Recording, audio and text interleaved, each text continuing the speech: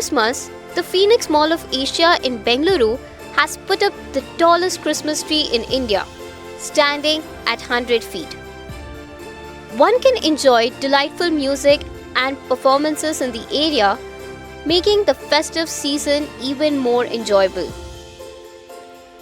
The enormous tree is adorned with decorations, lively elves, and Santa Claus spreading happiness in the vicinity.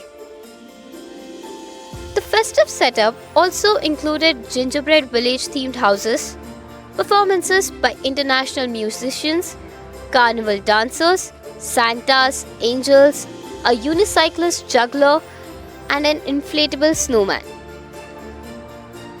The mall also has a Christmas carnival inspired by European winter markets.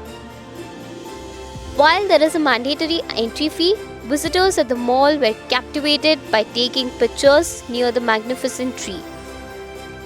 The mall is indeed all set up for the holiday season. Subscribe to Daily Salah Digital for more such updates.